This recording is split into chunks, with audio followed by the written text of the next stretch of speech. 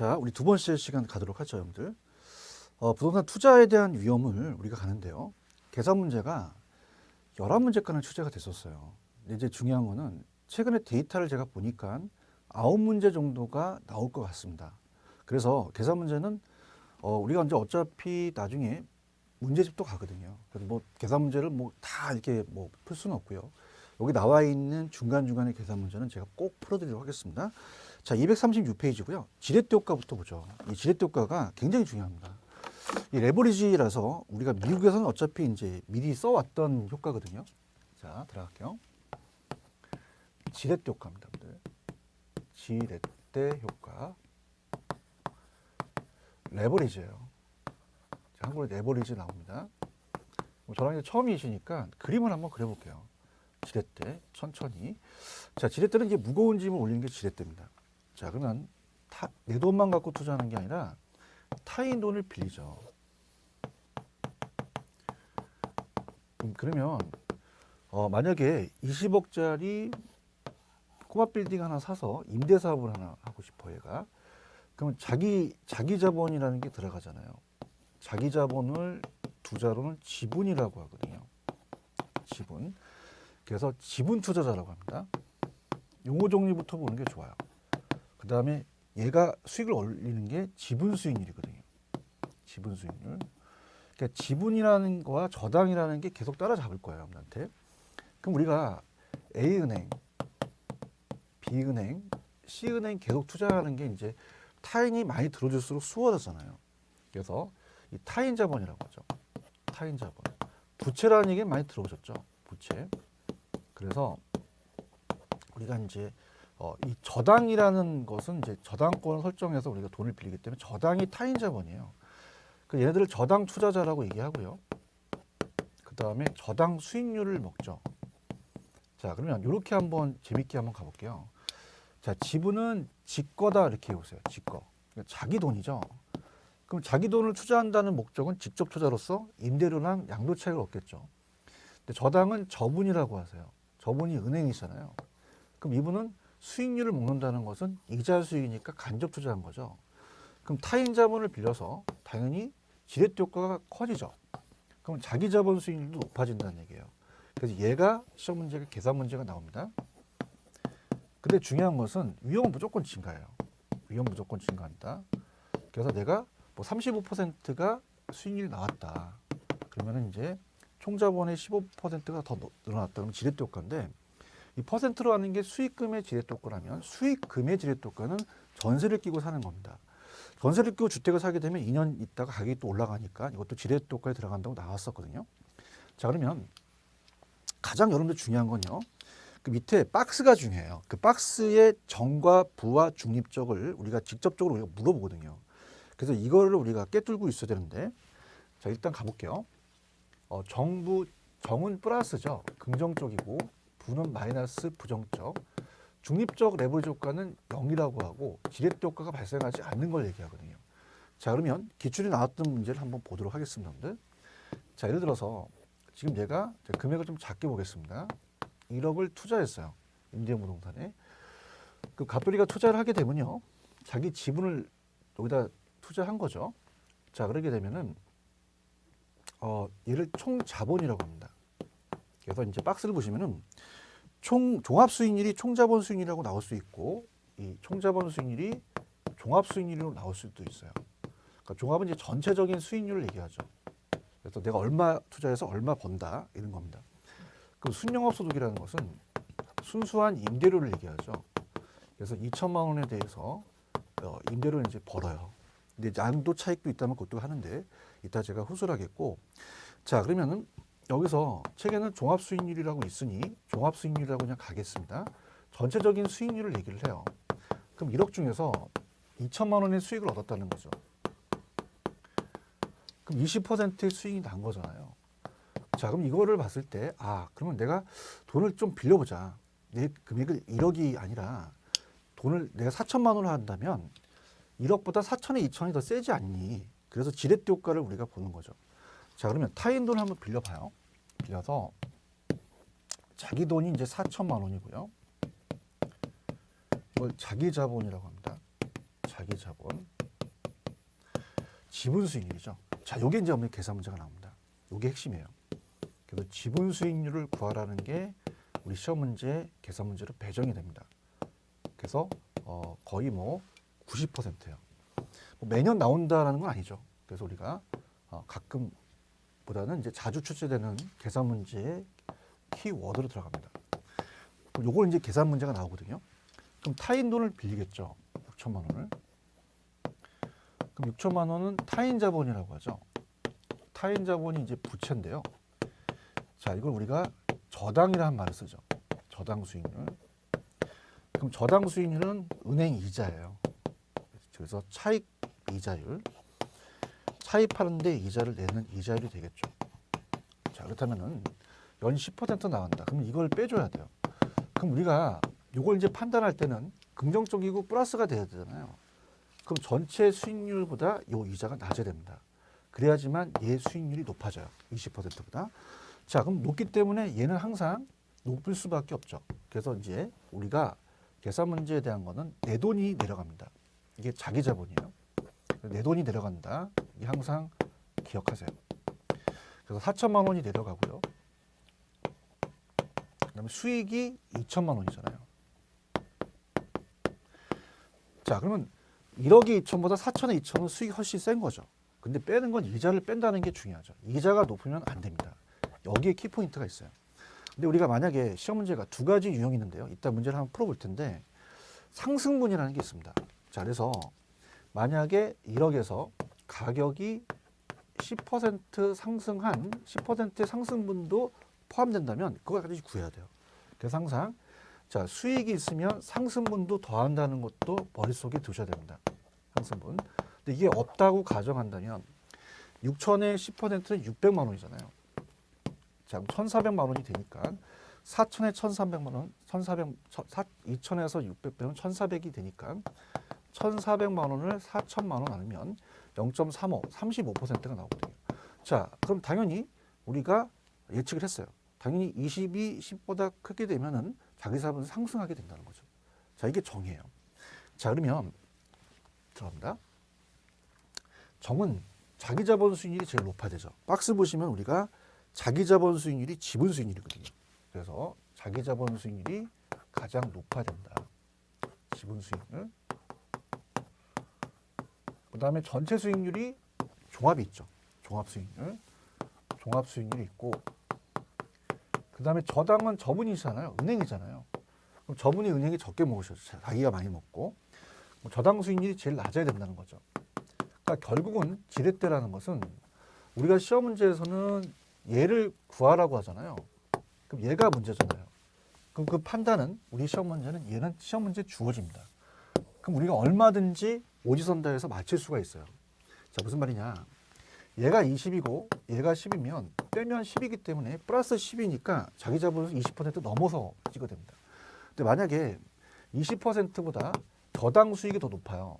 그러면 우리가 찍더라도 얘가 높다는 건 마이너스가 나온 거잖아요. 그럼 수익률은 반드시 낮아지거든요.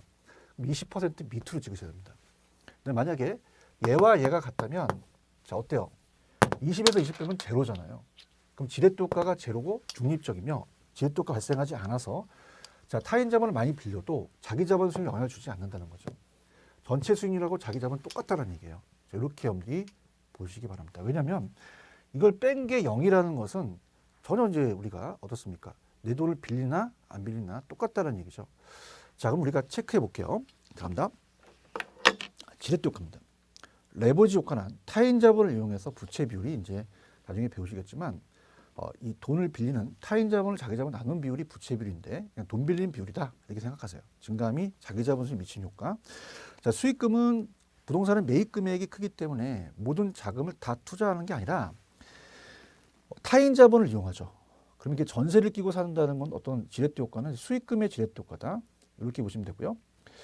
그 다음에 수익률은 아까 이 퍼센트가 수익률이에요. 그래서 밑에 가시면 정은요 지분이 제일 커야 됩니다.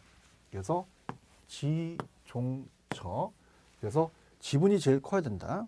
부는 어떻게 돼요? 그러면 지분이 커야 된다는 자체는 뭐예요? 종합이 저당보다 크다면 반드시 타인 자본을 사용하면 자기 자본 수익률은 반드시 높아질 수밖에 없습니다. 부는 어떻게 돼요? 저당이 높잖아요. 그럼 저당이 종합보다 높으면 타인자본을 사용하게 되면 오히려 자기자본 수익률이 떨어진다. 자, 중립적은 비추의 비율이 변해도 자기자본이 변하지 않는다는 거죠.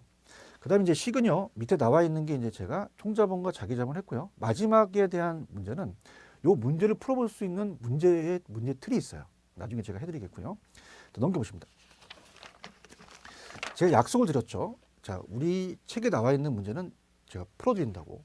자, 그러면 문제를 확인하기 1년 자기자본 수익이 있죠. 자, 그러면 쫙 보세요. 여러분들한테 제가 좀 유도하겠습니다. 자기자본을 찾으세요. 내 돈. 그 다음에 순영업소득이라는 것을 찾으세요. 그 다음 가치상승분이 없으면 안 합니다. 그 다음에 이자를 찾으세요. 대입시키면 되거든요. 자, 그러면 화이팅 하시고요. 자, 자기자본이 1억입니다. 그럼 내 돈이 1억 내려가죠. 그 다음에 수익이 순영업이익이 2천만 원이에요. 2천만 원에서 가격 상승률이 만약에 10%면 해줘야 되는데 0이면 안 해도 돼요. 그럼 이자를 내야 되잖아요. 그러면 대출이 2억 받았잖아요. 그럼 2억에다가 곱하기 이자율은 몇 프로입니까? 6%니까 0.06이죠. 그러면 2, 6, 12, 1200이 나갔잖아요. 그럼 800만 원이 되는 거죠. 그럼 1억에 800만 원이니까 8%가 정답이다. 반드시 해두시기 바랍니다. 자, 그 다음에 그렇다면은 우리가 페이지 236페이지 가셔서 연결되는 부분이 있어요. 그럼 우리가 이 위험하다라고 얘기했잖아요. 그럼 지렛대 효과는 레버리지는 분명히 위험한데 그 위험을 금융적 위험이라고 하거든요. 그러니까 금융은 자금의 융통을 해서 부채를 많이 빌려서 위험하다는 거죠. 자, 그러면 우리가 그 내용을 이제 살펴봐서 하나씩 이제 보는데 그럼 투자에 대한 위험은 어떤 게 있을까라는 거죠. 투자에 대한 위험의 종류를 우리가 한번 보도록 하겠습니다. 우리가 오지선다다 보니까 사금 법인류라고 이제 암기를 하시거든요. 사금 법인류. 자, 그래서 우리가 5개가 있다. 그래서 사금 법인류라는 사업상 위험, 그 다음에 금융적 위험, 그 다음에 법률적 위험, 그 다음에 인플레, 그 다음에 유동성 위험으로 5가지를 우리가 한번 살펴보도록 하겠습니다. 자, 그럼 갈게요. 부동산을 투자하시게 되면 위험이 따라요. 그럼 우리 부동산 투자에 위험의 유형은 어떤 게 있을까요? 그럼 딱 맞는 게 오지선다다 보니까 5개 중에서 아닌 거 물어볼 수 있잖아요. 자, 그러면 사금법입니다. 앞자만 땄습니다. 사금법인으로 이제 보는 거죠. 자, 앞자만 따게 되면 사업상이라는 자체는 사업상 위험이라는 것은 사업 자체에서 옵니다. 사업 자체라는 것은 내가 사업을 하면서 오는 위험이죠. 그래서 경영이라고도 하거든요. 내가 임대사업을 하면서 어떤 위험이 발생될까? 당연히 수익이 나와야 줘야 되잖아요. 수익과 관련되는 거죠. 그러면 시장 위험이라는 건 뭐냐면요. 시장 위험은 시장은 수요와 공급이 항상 변합니다. 변해서 우리가 피할 수가 없는 거예요. 나중에 이제 제가 밑줄을 치라고 할 텐데요. 시장 위험은 경기가 침체돼서 어떻게 돼요? 이 수요가 감소해서 또 공실이 생길 수 있잖아요. 그래서 그만큼 내가 예측하기 좀 어렵다는 거죠. 뭐 공급이 과잉돼서 미분양이 속출될 수 있고요. 자, 그다음 이렇게 하고요. 운영이라는 것은 운영을 잘못해서 위험이 오죠. 그래서 근로자가 갑자기 파업한다든가. 자, 중요한 건 이제 암기 기법이 운영과 영업이 동일어예요. 그럼 영업이 나오면 무조건 운영이거든요. 그럼 영업 경비 변동을 찾으실 거예요. 그 영업 경비가 많이 들어간다. 이런 것도 이제 피할 수가 있으면서 운영이 잘못해서 그런 거고요. 위치적이 한번 시험에 왔었습니다. 위치적. 자, 위치적 위험이라는 것은 들어볼게요.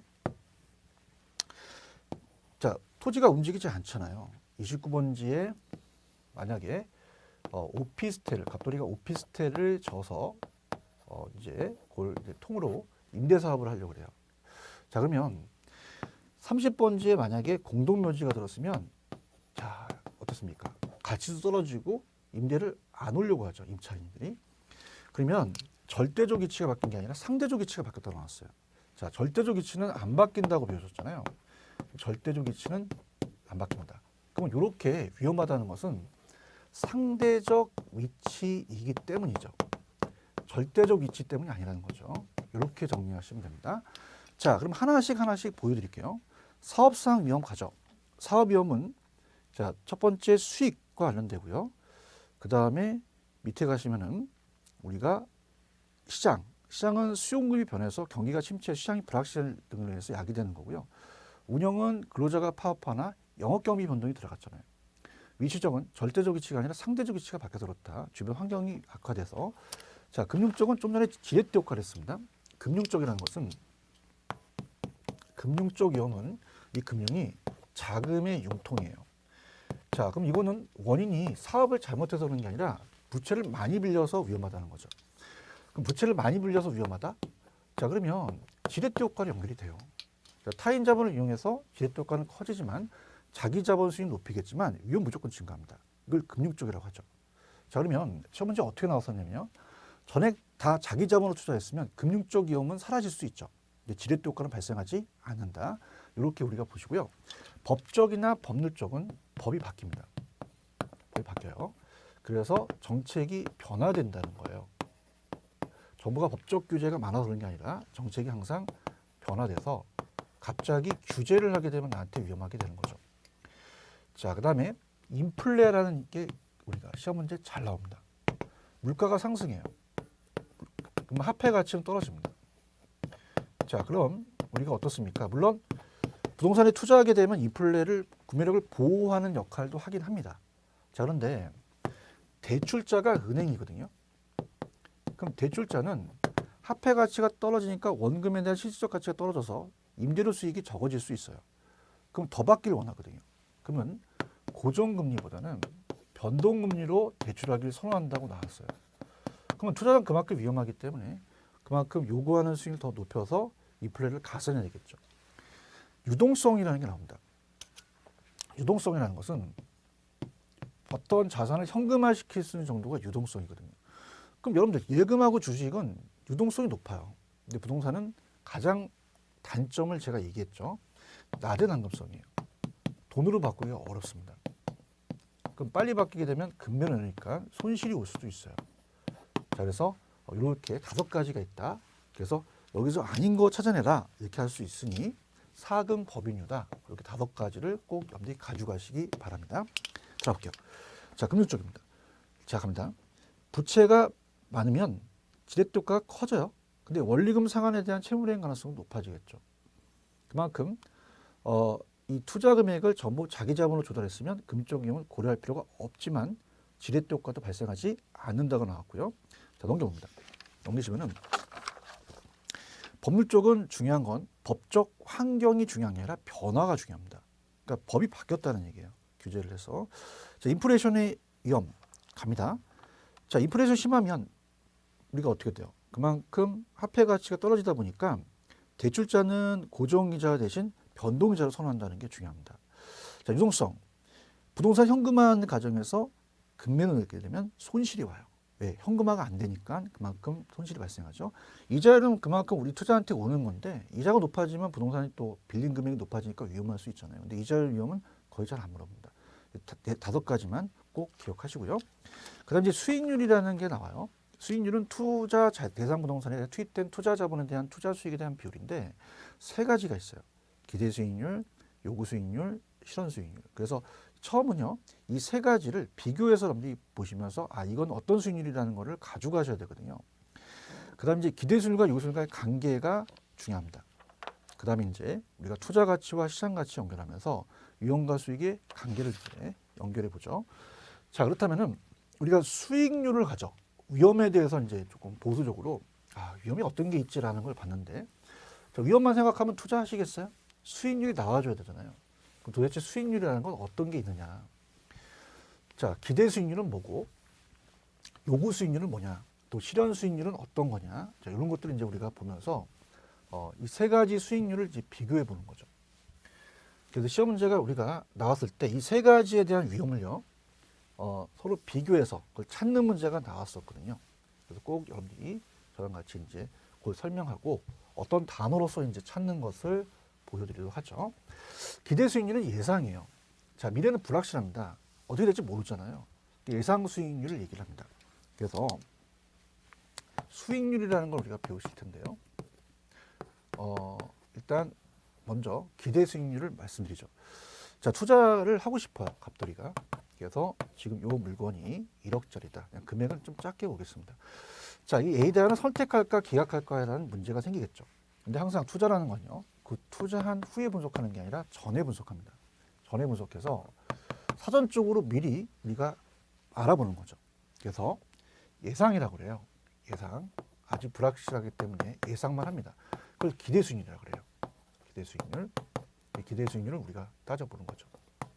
그렇다면 1억에 대한 내가 들어가는 것을 투자 비용이라고 합니다. 투자 비용.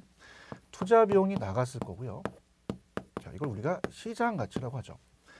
시장 가치는 시장에 나와 있는 가치를 얘기하거든요. 굉장히 객관적입니다. 그래서 우리가 기대 수익률은 객관적 수익률이라고 또 판단하기도 하고 사전적 수익률이다. 자, 1사자 써서 일이 벌어지기 전 수익률이다 얘기하죠. 그러면 1억을 투자해서 만약에 예상 순수익이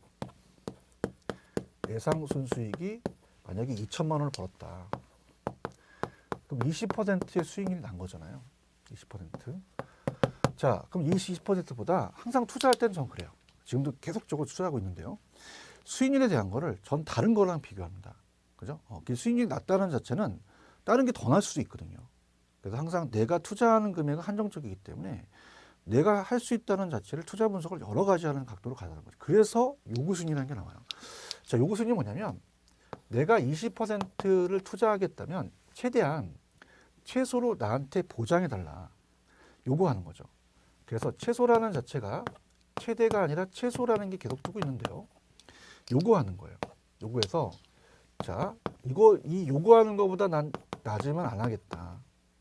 그럼 여러분들 그냥 우리가 쉽게 본다면 뭐 많이 분석하는 게 뭐 은행 이자잖아요. 은행 이자가 2% 준다. 그럼 난 최소한 2%보다 좀 나오면 난 투자하겠다라는 거죠. 3% 나오고 투자해요. 1% 차이인데. 그래서 이 요구라는 것은 최소한 보장되는 내가 투자하려는 대안이 아니라 그 투자 대안이 아닌 다른 것들을 얘기를 해요. 그래서 우리 책에 얘를 외부 수익률이라고 하거든요. 이게 좀 어렵습니다. 이 기대가 나중에 내부 수익률이라는 게 나와요. 그래서 이 내부라는 건 뭐냐면 다른 대안이 아니라 내가 이 대안을 투자하려는 자체에 대한 내부적인 걸 얘기하죠. 근데 요구 수익률은 뭡니까? 이걸 투자하기 위해서 내가 비교하죠. 그럼 다른 대안들이에요. 그래서 이거를 외부라고 얘기하거든요. 그럼 기대가 요구보다 크고 내부가 외부보다 커야 되죠. 그래서 요거는 어떻게 암기를 하시냐면 외부 수익률이 요구라면 제가 이제 여러분들 요거를 이제 내기로 갈게요. 내기. 자, 갑니다. 그러면 3월달 정도 이제 4월달, 5월달 이제 모의고사를 제가 내요. 그럼 합계된 점수가 누가 많은지라고 저랑 내기하실래요? 교수님, 내기는 갑자기 왜요? 자, 내기하자는 쪽에 자신감이 있기 때문에 항상 얘가 커요. 학교에서는 요거는 항상 작습니다. 자, 그러면 기대가 요거보다 커야지만 투자를 하고요. 작으면 기각해요. 요게 이제 우리 가장 핵심 포인트입니다. 커나 같을 때도 투자를 한다는 자체가 투자 균형이 있기 때문에 일단 설명해 드리고요. 자, 그 다음에 또 하나가 있죠. 실현 수익률이라는 게 있어요. 자, 실현을 거꾸로 해볼까요? 그렇죠. 현실이죠, 여러분들. 그럼 실현 수익률이라는 것은 현실적으로 실제 나타나는 1년이 돼서 알 수 있는 사후적 수익률을 얘기합니다. 그럼 1년 후에 확실하게 이제 나중에 나오는 거죠. 근데 연 25%라는 거를 지금 알 수 있을까요? 모르죠. 그건 투자한 후입니다. 사후적이기 때문에 지금 투자 대안에 들어갈 수는 없어요. 나중에 우리가 1년 후에 이 검증으로 이거 잘 됐구나라는 검증을 하는 것이지 지금 투자 분석에 들어가지 않는다는 거. 자, 그럼 핵심을 찔러보겠습니다. 자, 어떤 게 나오냐면 예상이 나오면 기대를 찍으십시오. 그 다음에 최소가 나오면 요거 찍으세요. 그 다음에 현실 나오면 실제다 그러면 이건 투자한 후는 실현입니다. 들어갑니다. 기대 수익률은 예상 수익, 예상 지출이 키포인트입니다. 토대로 계산된 수익률이고요. 요구 수익률은 최소한의 수익률이 키포인트죠. 그래서 밑에 나와 있는 내용은 아직 보지 마십시오. 이해가 안 갑니다. 그 다음에 외부라는 건 하나 보세요. 그 다음에 실현을 거꾸로 하면 현실이잖아요. 투자가 일어난 후 현실적으로 달성되는 사후적은 지금 투자 분석의 판단에 들어가지 않는다는 겁니다. 근데 양가로 2번에다가 별표를 3개 정도 쳐놓으시기 바랍니다. 와, 이게 중요합니다. 기대 수익률과 요구 수익률의 관계예요. 자, 이게 이제 굉장히 출제 빈도가 높은데요. 자, 왜 그러냐면은 예상이라는 게 아직 투자하지 않았다라는 키포인트를 잡고 출제원이 내는 지문입니다. 그래서 여기가 나온다면 저는 한 90%라고 봐요.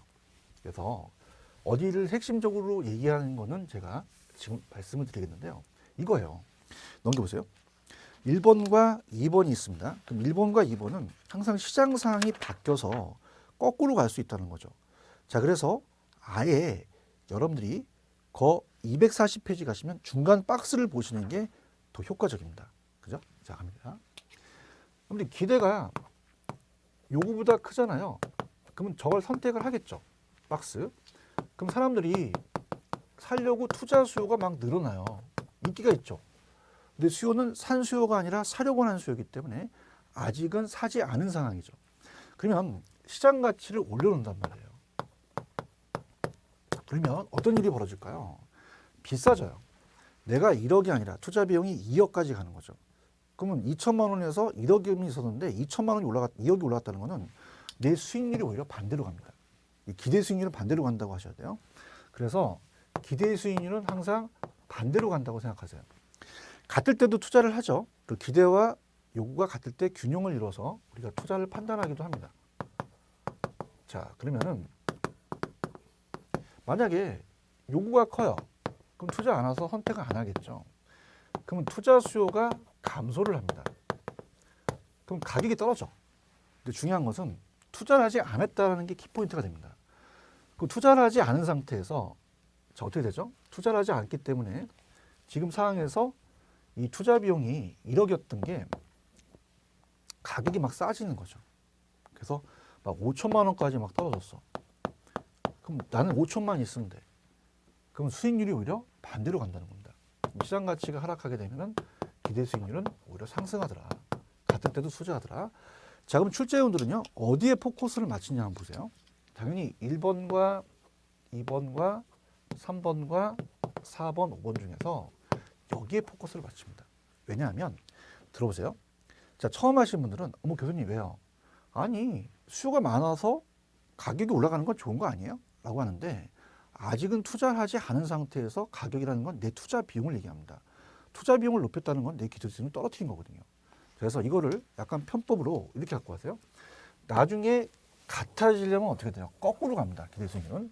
그래서 기대가 지금 크죠. 나중은 기대 수익률이 하락하게 된다는 걸 꼭 기억하십시오. 자, 지금은 작죠. 나중엔 상승한다는 거죠. 그래서 최근에 경향이 공인중개사에서 2번 나왔고 감정평가에서 1번 나왔거든요. 자, 그만큼 이제 타겟을 준 거예요. 그래서 항상 이 중간이 생략될 수도 있거든요. 그래서 이렇게 해서 보시기 바랍니다. 그래서 240페이지예요. 투자 결정은 수요가 증가하면 가치가 상승하고 기대 수익률이 하락, 균형을 이루고요. 투자 기각하면 수요가 감소하니까 시장 가치가 하락하니까 오히려 기대 수익률이 상승을 간다. 그래서 파란 색깔에 나와 있는 게 의측이 잘 돼 있는 거죠. 그래서 기대 수익률은 항상 반대로 간다 생각하시면 됩니다. 자, 그래서 이번 시간까지 했던 걸 한번 정리해 보죠. 자, 이번 시간에 이제 여러분들이 가장 중요했던 거는 236페이지 투자의 위험의 종류입니다. 사금법인, 특히 지렛대 효과와 금융적 위험이 연결되고요. 계산 문제는 분명히 해주셔야 되고요. 그 다음에 수익률에 대한 개념만 잡았죠. 그래서 기대는 예상. 자, 요거는 최대가 아니라 최소가 나와야 됩니다. 실현은 현실, 투자한 후죠. 그 다음에 기대 수익률과 요구 수익률과의 관계에서 항상 여러분이 연습하실 때, 요 파트를 연습하실 때 같아지니까 항상 기대 수익률은 반대로 가더라. 이렇게 보시면 됩니다. 자, 그럼 다음 시간에 이제 제가 좀 쉬었다가 투자 가치와 시장 가치를 볼 거예요. 자, 시장 가치는 좀 전에 봤던 요 시장 가치의 객관적으로 시장에 나와 있는 가치입니다. 그럼 여러분들 1억이다. 그럼 내가 시장 가치라는 건 뭐냐면 내가 객관적으로 이걸 1억을 사요. 그러면 그거보다 나는 더 많은 수익을 얻는 투자 가치가 커야 된다는 거죠. 당연한 거 아닙니까? 그래서 투자 가치가 시장 가치보다 커야지 투자거든요. 근데 시장 가치는 당연히 객관적이죠. 시세니까. 근데 투자 가치는 주관적이에요. 특히 여기서 요구 수익률이라는 게 좀 어렵습니다. 요구 수익률이 이제 할인율로서 여러분이 이제 다음 페이지에 나와 있는 그 요구 수익률을 같이 접목을 시킬 거예요. 그래서 다음 시간은 이제 투자 가치와 시장 가치고 특히 요구 수익률이 할인율이라는 단어가 나오거든요. 그래서 할인율을 시켜서 우리가 그 요구 수익률이 할인율이다. 요구 수익률은 어떻게 구성돼 있고 투자 가치와 시장 가치는 투자 가치가 커야 되는데 여기 연결시켜서 조금만 쉬었다 들어가도록 하겠습니다. 조금만 쉬었다 가시죠.